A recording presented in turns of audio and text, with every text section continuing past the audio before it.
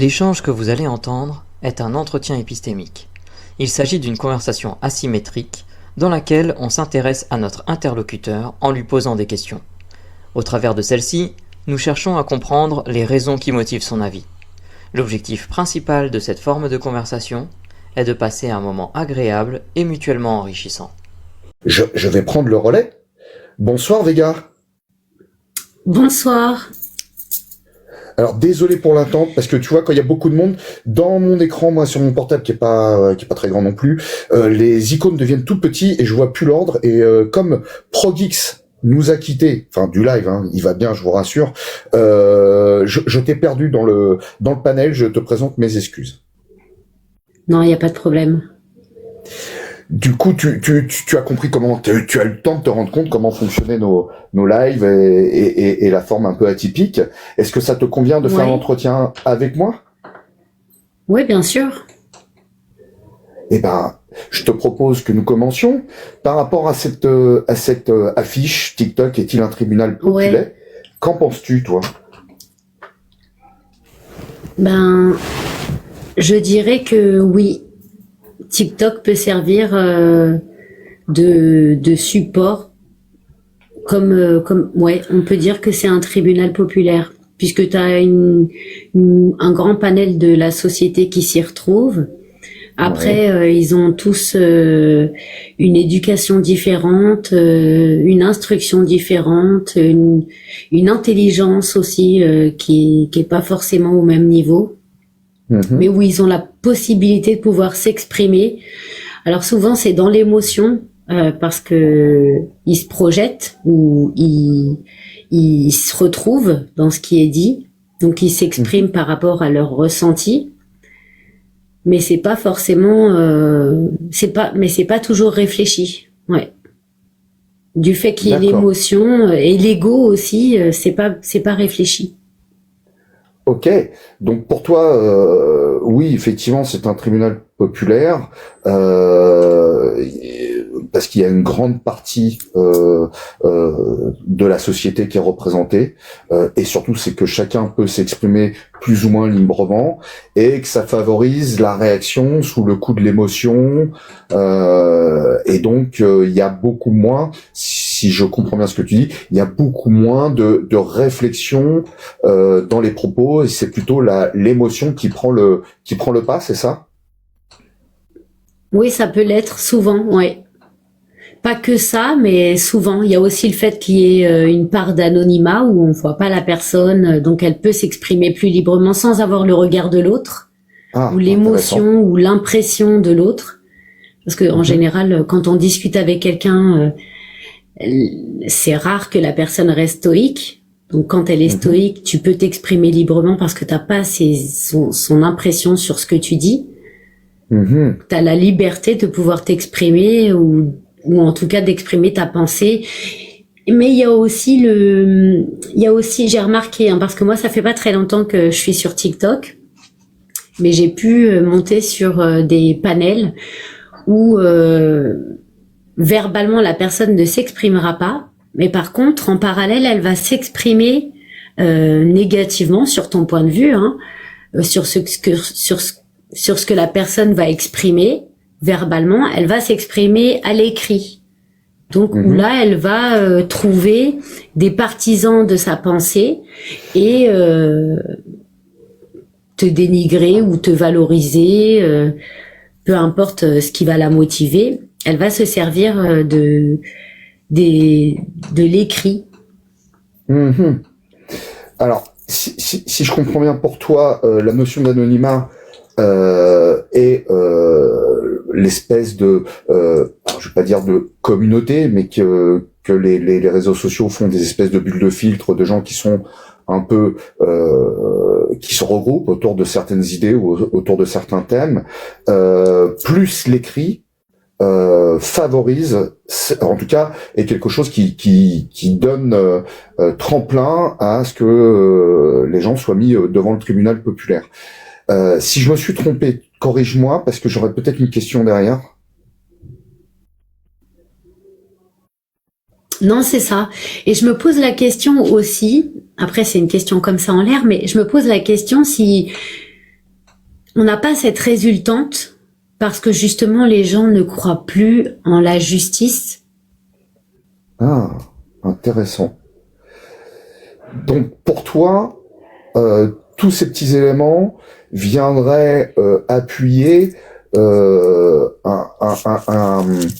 un espèce d'état ou de climat où les gens n'ont plus confiance dans la justice.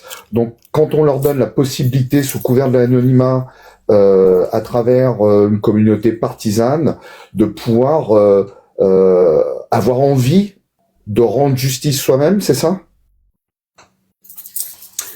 Oui, potentiellement. Ou alors d'avoir été confronté à des situations où la justice n'a pas fait son travail, d'être comment dire, témoin même d'injustice, ou simplement de constater de par les médias publics qu'il y a énormément d'injustice, et de pouvoir profiter, de prendre la parole à ce moment-là, parce que c'est le seul moment où ils pourront, ou en tout cas c'est le seul endroit où ils pourront s'exprimer librement ou être entendus. Ok. Est-ce que tu peux m'aider à préciser ce que tu considères comme injustice que les gens ressentent? Alors, je vais te donner un cas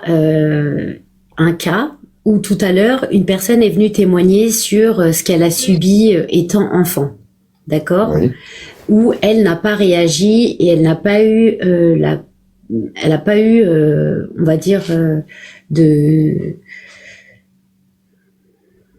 comment je pourrais dire ça? Elle n'a pas été entendue ou défendue ou protégée ou innocentée, peu importe le terme. T'as d'autres cas où les personnes vont jusqu'à la justice pour justement appeler à l'aide et où finalement les histoires sont étouffées de par les personnes qui sont incriminées. Par exemple? Par exemple, si l'État est responsable, la personne n'aura pas justice. Parce que ça sera étouffé pour que justement il n'y ait pas une image dégradante de son ingestion. Est-ce que je dois comprendre... Une négligence. Est-ce que je dois comprendre qu'en fait, quand les gens qu'on va appeler populaires, puisque c'est le tribunal populaire, on va dire les citoyens, sont mécontents d'une décision de justice, ils peuvent la considérer forcément comme injuste? Pas forcément, non. Elle n'est pas forcément injuste. Tout dépend du cas. Ils peuvent ne pas être d'accord, mais la réponse ne va pas forcément être injuste, puisque ce qui va les porter à prendre une position, ça va dépendre de plein de facteurs. On va faire une expérience de pensée, on va sortir des choses un peu lourdes. On va dire que sur TikTok, il y a un camp A, il y a un camp B. Le camp A accuse une personne tierce qu'on appellera C d'avoir commis des choses répréhensibles et condamnables. Et puis le camp B, eux, soutiennent que tant que c'est pas jugé, on peut pas savoir, ou voire même sont des gens qui vont prendre la défense de la personne C accusée. Le jugement a lieu. La condamnation sur tombe. TikTok? Non, dans la vraie vie, dans la justice. Ok. Voilà. Ouais. La condamnation tombe. La personne est acquittée. Est-ce que tu penses, pour le coup, que le tribunal populaire va cesser sur TikTok, ou au contraire, il risque de reprendre de plus belle? Il va reprendre de plus belle. Ok. Donc, il va reprendre de plus belle. Est-ce que, quand tu disais tout à l'heure que les personnes pouvaient se permettre de libérer la parole parce que ils estiment que la justice ne fait pas son travail, dans le cadre d'une décision de justice, il y aura forcément, enfin pas forcément, mais fort probablement, une moitié des personnes qui vont être déçues par cette décision de justice. Est-ce que à cela seul, ça justifie le fait que on vienne déclencher des tribunaux populaires sur les réseaux sociaux? Attends, tu peux redire ta question? Ouais, excuse-moi, c'est un peu alambiqué. Je commence à fatiguer moi aussi, je suis désolé. Dans le cadre où il y a une décision de justice et qu'on sait que potentiellement 50% des gens seront déçus par la décision, que les gens soient du côté de la victime ou du côté de la personne qui a commis les faits, est-ce que c'est ça qui ferait que sur les réseaux sociaux, les gens peuvent se permettre de pouvoir essayer de régler leur compte en faisant des tribunaux populaires, en disant tout ce qui leur passe par la tête?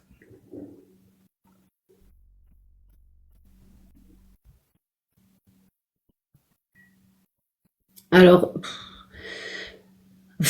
concernant une décision de justice, je pense que TikTok, c'est un support comme un autre. Ça se passera aussi dans un café, ça se passera aussi dans la rue, entre voisins, devant l'école primaire. Ça se passera un peu partout. Si c'est quelque chose qui a été rendu public, chacun va vouloir donner son avis d'une manière ou d'une autre, si ça le touche. Alors, qu'est-ce qui ferait pour toi la différence la plus visible entre le café, le voisin, la famille et les réseaux sociaux? À toucher peut-être un plus grand nombre de personnes. La popularité?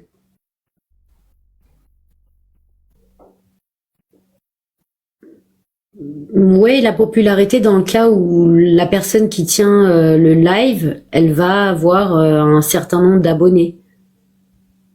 Mais plus de personnes parce que ces personnes-là, tu sais pas où elles sont, tu sais pas qui tu vas toucher quand tu vas parler, et ça peut traverser la planète entière. Ouais. Oui, pour toi, le support des réseaux sociaux est quelque chose qui est un accélérateur d'information et qui touche le plus grand nombre. Et donc, forcément, l'opinion d'un groupe de personnes va avoir plus de poids, c'est ça? Oui, parce que elles vont pouvoir, elles vont pouvoir transmettre cette information après dans leur cadre, dans leur entourage personnel ou social. C'est un sujet qui peut qui peut toucher plus de gens. Et peut-être pas dans l'instant.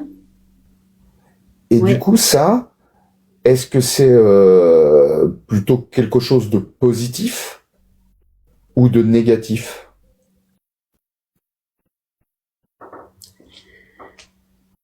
Bah, je pense que c'est plutôt positif.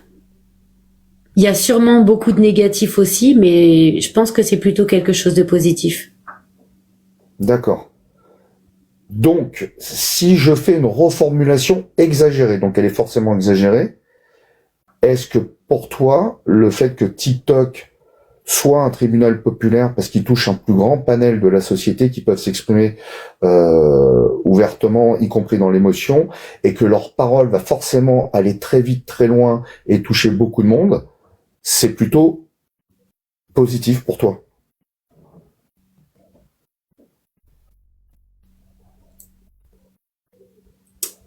Je dirais pas oui, parce que considérer TikTok comme étant un tribunal populaire, je pense pas que ce soit une bonne chose. Parce que de ce fait, ça lui donne un rôle qu'il est pas censé avoir, et ça risque d'engendrer beaucoup de douleurs. Écoute, nous arrivons au terme des 15 minutes. Je vais passer la parole à mes deux comparses, Jonathan dans l'ordre et ensuite Epistemic Advocate, savoir s'ils ont des questions à emporter. C'est des questions qui n'apportent pas de réponse dans l'immédiat, mais que tu gardes pour toi ou pas. T'en fais ce que tu veux, mais ça te laisse la possibilité d'y réfléchir le lendemain, en faisant la promenade du matin ou du soir. Est-ce que John et Galactique, vous avez une question à emporter? J'ai pas de questions à emporter de mon côté. Pas de question non plus. Eh ben, je vous remercie, les copains. J'ai pas de questions à emporter non plus, Vega. Je vais par contre te poser les deux dernières questions, dont la première qui est la plus importante pour nous, qui sera comment tu t'es senti pendant cet entretien après toute cette attente, et est-ce que cet entretien t'aura servi à quelque chose? Je me suis sentie très bien derrière mon écran. J'aurais même pu mettre ma caméra, mais je me suis sentie très bien. Et qu'est-ce que ça va m'apporter? Eh bien, du fait que je suis pas depuis longtemps sur ce type de réseau, où je constate quand même qu'il y a une différence avec les réseaux que je pouvais utiliser comme TikTok ou YouTube, même si je les utilisais pas de la même manière. On est quand même plus exposé. Ce que j'en retire, moi, c'est que comme dans la vraie vie, on peut pas parler de tout avec tout le monde. Et qu'il faut quand même rester un peu sur ses gardes avant de se dévoiler, même si on peut être écouté. Moi, je fais pas trop attention aux commentaires, donc ça me touche pas vraiment. Quand les gens écrivent des choses, j'y prête pas attention, sauf si on me demande de le faire. Mais ça va me faire me remettre en question déjà sur la manière dont je vais aborder mes interventions, la manière dont je vais intervenir, les sujets, peut-être que les choses que je pourrais dire, d'essayer de pas blesser les gens et de rester le plus pas évasif, mais prudente. Ouais. Oui. Oui, et je trouve que c'est une réflexion extrêmement importante parce qu'on l'oublie, effectivement, qu'on est dans l'émotion. On oublie qu'on est sur des lives, qu'on est enregistré. Et d'ailleurs, je le répète, hein, nous, on enregistre les lives et on rediffuse certains entretiens. Donc, si vous ne souhaitez pas être rediffusé, vous n'hésitez pas à nous le dire maintenant, pendant, avant, après. Je suis tout à fait d'accord avec toi. Il faut rappeler ce principe de prudence, justement. Parce que quand on est dans l'émotion et l'anonymat, on a tendance à réagir comme s'il n'y a pas de conséquences ni pour l'autre ni pour soi. Par contre, c'est vrai que nous avons fait le choix de pouvoir discuter de tout avec tout le monde, mais on le fait pas n'importe comment. On utilise une méthode extrêmement cadrée et parfois ça ne fonctionne pas malgré cela. Mais en tout cas, voilà. Si vous venez ici, sachez que normalement, vous pouvez discuter de tout avec nous, mais on essaie de vous rappeler régulièrement que oui, vous êtes en live, vous êtes devant un public et qu'il faut rester prudent à ce qu'on dit et à ce qu'on laisse paraître. Voilà, je te remercie beaucoup, Vega. Je vais te souhaiter une très bonne fin de soirée, une très bonne fin de dimanche.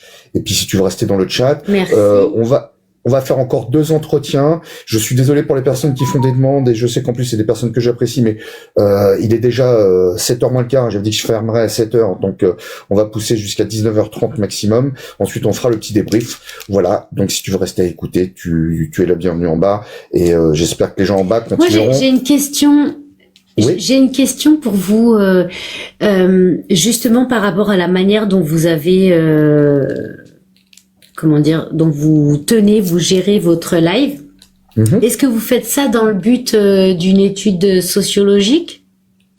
Alors, non, en fait, on a été formé à l'entretien épistémique dans une association qui s'appelle Opinion sur rue, qui fait de l'information et de la formation sur l'entretien épistémique. Je sais que parmi nous, on a un chercheur qui lance plus ou moins je sais pas si je peux parler d'études, mais en tout cas quelque chose sur l'entretien épistémique. Mais non, on ne fait pas ces lives pour alimenter en tout cas des données particulières. Pour le coup, je vais préciser parce que c'est moi. Sur les lives, on fait pas de recherche. C'est pas une étude sociologique. Avec Russell, on en est venu à faire ça parce qu'on était insatisfait de la façon d'échanger en termes de débat sur beaucoup de lives sur lesquels on était, et on a croisé le chemin de cette façon d'échanger. Et donc on s'est dit tiens, est-ce qu'on va s'y former et on va l'utiliser. Après, il s'avère que se posent des questions scientifiques sur quels sont les effets, les propriétés de cette façon d'échanger. Et donc du coup, moi de mon côté, je commence à lancer un travail de recherche, mais qui commence d'abord par un état de la littérature. Et donc du coup, ces lives-là ne sont pas une étude, mais ça va. Enfin, je le précise parce que j'en ai l'opportunité et c'est très important. Ces lives-là ne sont pas une étude. Vous ne participez pas à une étude en participant à nos lives. Que ce soit très important et très clair. Si jamais ça devait arriver, tout le monde serait prévenu avant et les consentements seraient demandés. Donc c'est voilà, et c'est pas du tout le cas actuellement. Ouais, puis alors je serais le premier averti parce que moi les études et moi ça fait deux, donc j'aurais été ravi de reprendre les études, mais pour le coup non. Bah, si tu t'es formé à ce type d'entretien, c'est quelque part un sujet que tu as étudié. Ah oui, mais comme quoi c'est donné à tout le monde de pouvoir faire des formations d'entretien épistémique si moi je les ai suivies. Même si je vous cache pas que la deuxième, j'ai ramé, j'ai pas tout compris, il va falloir que je la refasse. Voilà.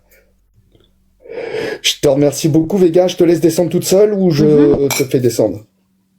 Ouais, merci beaucoup. Attends, je vais voir. Parce que je n'ai jamais fait ça. Bah attends, je vais le faire. Je te souhaite une bonne fin de soirée à toi et à bientôt peut-être. Prends soin de toi. Bonne soirée. Merci, bonne soirée.